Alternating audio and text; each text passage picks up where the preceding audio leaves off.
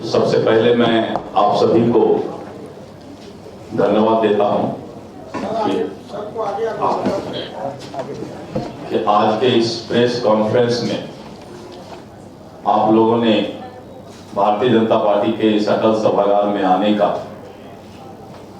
और press conference में मौजूदगी का जो अपना समय आपने दिया है, इसके लिए मैं धन्यवाद देता हूं।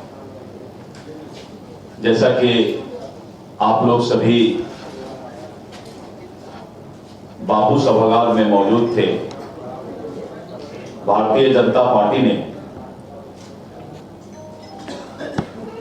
और प्रदेश परिषद के सदस्यों ने और लाखों कार्यकर्ताओं के प्यार और स्नेह से मुझे भारतीय जनता पार्टी का अगले 3 वर्ष के लिए प्रदेश अध्यक्ष निर्वाचित किया गया है।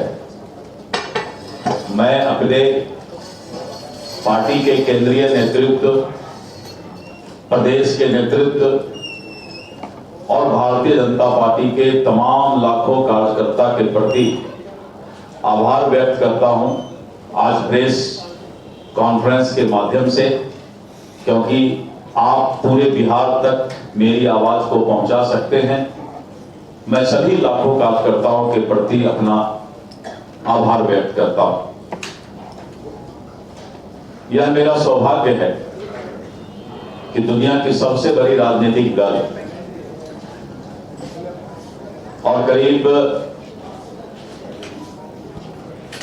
अगर 2-3 प्रदेश लें पूरे देश का, तो बड़े प्रदेश में बिहार ऐसे प्रदेश का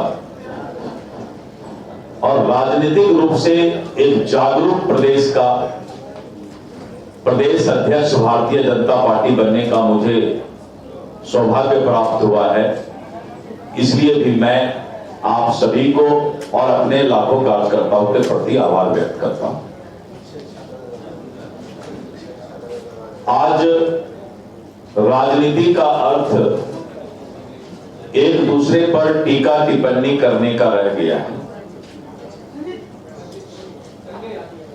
राजनीतिक दल, विशेषकर विपक्ष प्रतिपक्ष के लोग रात भर यही सोचकर सोते हैं कि हम सरकार का किस तरीके से विरोध कर सकते हैं, कैसे सरकार पर टीका टिप्पणी कर सकते हैं। और टीका टिप्पणी की तो बात छोड़िए, भाषा की मर्यादा भी राजनीति में आज प्रतिपक्ष और विपक्ष उस लक्ष्मण रेखा को भी पार करने का प्रयास करता है। और यही कारण है कि आज विपक्ष विकास के मुद्दे पर कोई बात नहीं करके आए दिन रोज एक नया मुद्दा ढूंढकर और अपनी बातें भ्रम फैलाने का काम करता है। और आपने देखा कि जिस तरह से विपक्ष पहले रोजगार की बात करता था, फिर अपराध की बात करता था, लेकिन जब हम लोगों ने कहा कि विपक्ष को अपने आंख की रोशनी चेक करवानी चाहिए और जरूरत पड़े तो अगर विकास दिखाई नहीं पड़ता है तो मोतियाबिंद का ऑपरेशन कराना चाहिए। और जिस पटना में पहले एक चिड़ैया टांग पुल होता था, आज उस पटना में फ्लाईओवर का जाल बिछा हुआ है। अगर ये भी दिखाई नहीं पड़ता है विकास, तो विपक्ष को अपने आप को, अपने दिल को तसल्ली करने की आवश्यकता है, पूछने की आवश्यकता है। लेकिन आप देख रहे हैं कि उनके पास विपक्ष मुद्दा विहीन हो चुका है। रोजगार की बात करते थे और जब रोजगार की बात करते थे और माननीय नीतीश कुमार जी के नेतृत्व में 12 लाख रोजगार देने की बात आई, तो अब उनके बोलती बंद हो गए, मुंह बंद हो गए। और युवा चौपाल करते हैं। किन युवाओं को आप बुलाएं? जो युवा अपना भविष्य कॉम्पिटेटिव एज, प्रतिस्पर्धा में ढूंढ रहा है, और आपका इतिहास चरवाहा विद्यालय का रहा है, और वहां पर आप युवा को किस दिशा में ले जाने की बात करते हैं। और विशेष करके भारतीय जनता पार्टी और एनडीए गठबंधन अभी पूरे बिहार में संयुक्त कार्यकर्ता सम्मेलन करने के बाद विपक्ष हताशा में चला गया है। जब उनको लग रहा है कि इनके कार्यकर्ताओं का जो हुजूम और सैलाब प्रत्येक जिला के कार्यकर्ता सम्मेलन में निकल रहा है, चाहे 15 जनवरी को कड़ाके की ठंड हो, चाहे आज गर्मी का मौसम आ गया हो, तो ये उसके हताशा का परिचय है। और आज मैं प्रदेश अध्यक्ष बनने के बाद दूसरी बार, विधिवत प्रदेश अध्यक्ष बनने के बाद मैंने सोचा कि आप तक अपनी आवाज पहुंचा दूं। टीका टिप्पणी की राजनीति अब जनता पसंद नहीं करती। संस्कार विहीन बातें अब जनता पसंद नहीं करती।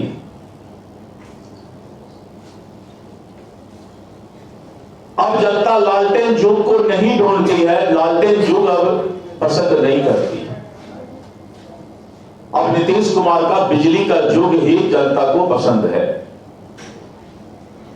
और अगर इसमें जिनका उम्र 35-40 वर्ष से ज्यादा होगा, उनको याद होगा कि पहले हम लोग बिजली का घर में इंतजार करते थे। पटना के अलावा, पटना में भी स्थिति खराब थी, लेकिन पटना के अलावा अगर अन्य जिला के लोगों से पूछते तो मुश्किल से 6 या 8 घंटा बिजली आता था। तो जब बिहार में बिजली की रोशनी जिसको दिखाई नहीं पड़ता हो, और आज भी लालटेन लेकर लोगों को लालटेन के युग में ले जाने का प्रयास करता हो, तो सोच सकते हैं कि वह दल, वैसा प्रतिपक्ष कहां का बिहार का विकास की बात करता है। राजनीति में मर्यादा पार करके उम्र के ऊपर भी टीका टिप्पणी की बात करने की आती है। वो भूल जाते हैं कि सभी इंसान को एक न एक दिन उसी उम्र में आना है। और ये भी भूल जाते हैं कि दुनिया का सबसे विकसित देश अमेरिका और वहां का राष्ट्रपति के उम्र का शायद उनको पता नहीं। उम्र का अनुभव, उम्र का तकाजा देश को आगे ले जाने का काम करता है। लेकिन कल आपने देखा कि किस तरह की मर्यादा विहीन बातें उन्होंने माननीय नीतीश कुमार जी के बारे में कहा। उनको पता करना चाहिए कि अमेरिका के राष्ट्रपति का उम्र क्या है, चीन के प्रधानमंत्री और राष्ट्रपति का उम्र क्या है, रशिया को चलाने वाले का उम्र क्या है। इस देश के जितने महत्वपूर्ण विकसित देश है, उनके राष्ट्रीय अध्यक्ष का उम्र क्या है, यह भी तो पता करना चाहिए। गाल बजाने का काम, जाहिल की तरह बात करने का काम, उससे राजनीति नहीं चलने वाला है। राजनीति में आपको किसी एक मुद्दा पर स्थिर होना होगा। क्या हुआ? अपराध, बेरोजगार, उससे आप नीतीश कुमार जी के सरकार को, एनडीए के सरकार को बदनाम नहीं कर पाए। तो अब आप अरविंद केजरीवाल का चेला बनने के चक्कर में मुफ्त बांटने की बात कर रहे हैं। मैं आज इस प्रेस के माध्यम से बिहार के आम जनता को बताना चाहता हूं कि आपको जो भी सुख सुविधा है, जो भी आपको वादा है, वो नीतीश कुमार की सरकार ही पूरा करेगी। ऐसे लोग कभी पूरा नहीं करेंगे जो सिर्फ गाल बजाने का काम करते हैं, उनको कभी जनता सत्ता में नहीं लाएगी। इसलिए उनका ये भी मामला फेल होने वाला है। तो जब 2500 का मामला फेल हो जाएगा, जब गैस का मामला फेल हो जाएगा, और अपराध बेरोजगार तो पहले फेल हो गया, विकास की बात कर नहीं सकते हैं, तो कोई नया मुद्दा और ढूंढने का प्रयास करें। मैं 3-4 महीने का समय उनको दे रहा हूं, क्योंकि आपका अभी तक का मुद्दा का लंबा हथियार एनडीए ने तैयार करके रखा है। 100% डोमिसाइल की बात कर रहे हैं, 100% डोमिसाइल होगा। राज्यसभा में सदस्य डोमिसाइल को काहे नहीं बनाते हैं? कहां से ले आए हैं? हरियाणा से। उनको बोलिएगा कि डोमिसाइल पहले जिस राजनीतिक दल से आप राजनीति करते हैं उसमें आप पहले भागीदारी डोमिसाइल तय कीजिए। आपको शायद पता होगा कि उन्होंने राज्यसभा सदस्य किस स्टेट से लाया है? 100% डोमिसाइल से लाया है क्या?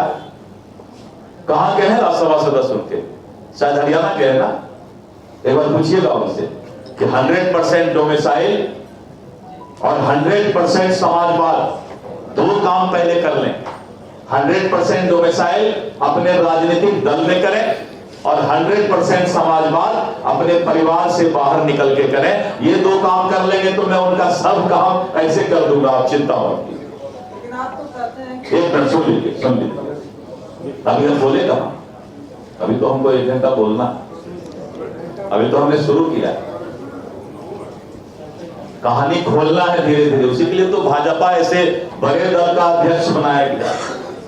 बड़ा तीक्ष्ण है बातें, बहुत तीता है। मैंने गया से मिर्ची मंगवाया प्रतिपक्ष के लिए, इसलिए मैं मर्यादित भाषा में बोल रहा हूं, क्योंकि मिर्ची का भी अपना एक प्रेस्टीज है, इज्जत। बिना मिर्ची के कुछ नहीं होता। तो मित्रों, मैं आपसे यही बोल रहा था कि पहले जो इंसान परिवार से बाहर निकलेगा, पहले वो इस बात को बताए कि आज के बाद हमारे घर का कोई भाई बहन बेटा भतीजा राष्ट्रीय जनता दल में, उसको तब हम हक देंगे जब आम जनता को एमएलए एमपी राज्यसभा बनाएंगे। डोमिसाइल की बात तब करेंगे जब हम अपने राजनीतिक दल में डोमिसाइल की बात कर लें। चलिए, ये इशारा है, इसका जवाब मैं धीरे धीरे दूंगा, क्योंकि अभी 3 वर्ष तक मुझे पार्टी ने अध्यक्ष बनाया है। बहुत लंबा समय का पाली खेलना है मुझे। आज मैं आप लोगों को 2 बातों के लिए बुलाया था। पहला तो ये कि मैं आप सभी पत्रकार बंधु को धन्यवाद देना चाहता हूं कि हम जैसे पिछड़े लोगों का भी याद रखिएगा, ख्याल रखिएगा। मुझे लंबा पाली खेलना है अभी, तो प्रेस मीडिया में मैं अपनी बात आज इसलिए रखता हूं कि आपके माध्यम से मैं अपने लाखों कार्यकर्ता को धन्यवाद देना चाहता हूं।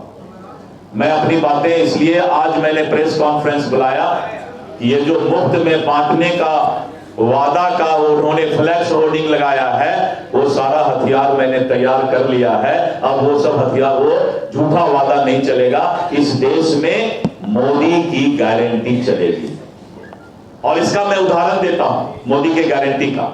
मैं छत्तीसगढ़ चुनाव में रायपुर संभाग का प्रभारी था। भूपेश बघेल ने पूरे छत्तीसगढ़ में मुफ्त बांटने का घोषणा करीब 26 घोषणा किया था। इन्होंने तो 2-3 ही लिखते हैं।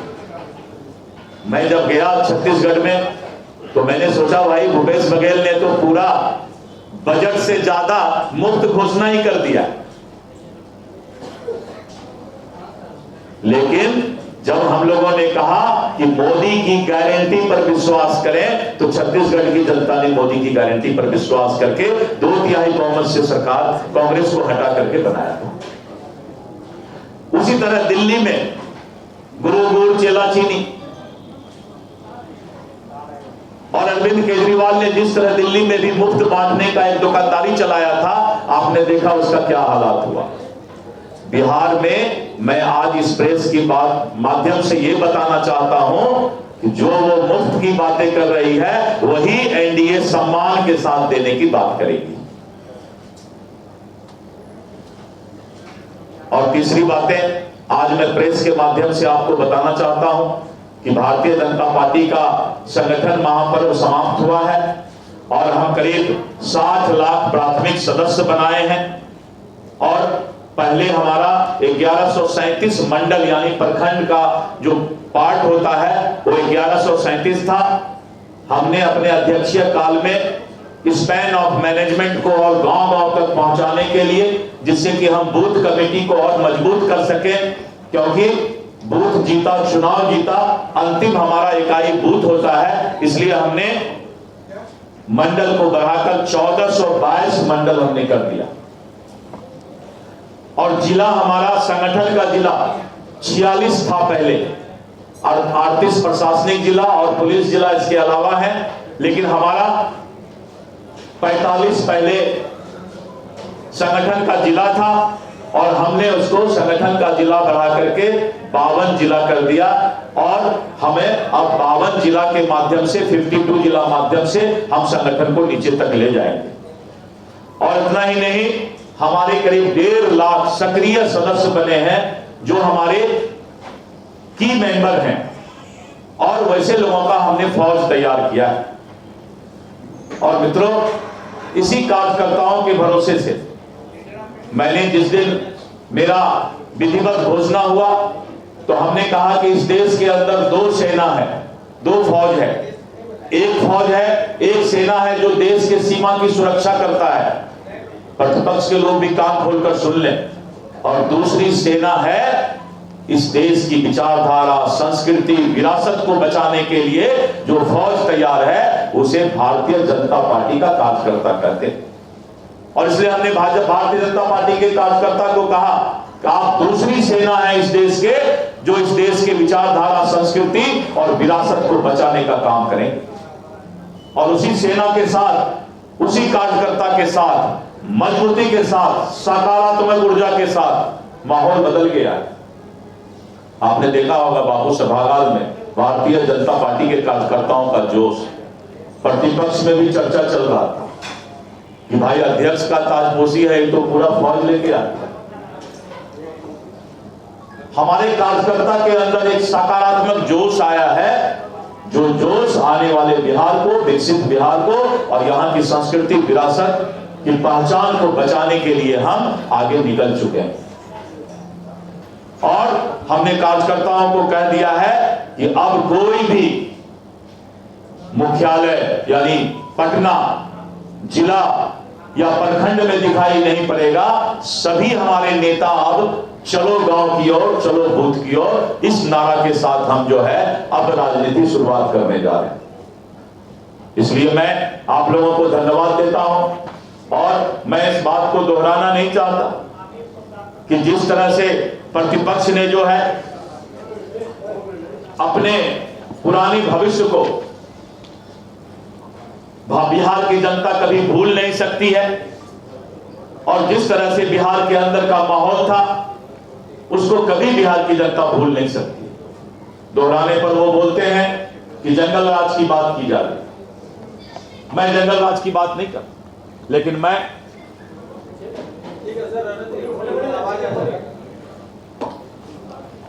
लेकिन मैं ये जरूर बोलना चाहूंगा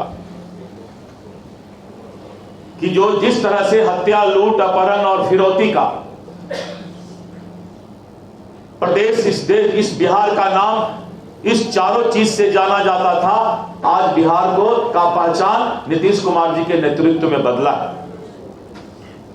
और जिस तरह से राजद के शासनकाल में हमारे बिहार की छवि धूमिल हुई थी, उस बिहार के छवि को धीरे धीरे फिर से धरातल पर लाने का काम किया जा रहा है।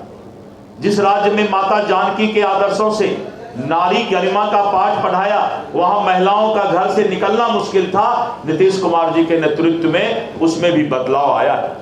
जिस भूमि ने भगवान बुद्ध और महावीर के माध्यम से त्याग, करुणा और संयम का मार्ग दिखाया, वहां भ्रष्टाचार, लूट और सत्ता का जो आम भाव बन गया था, वो भी नीतीश कुमार जी के शासन में बदलाव आया।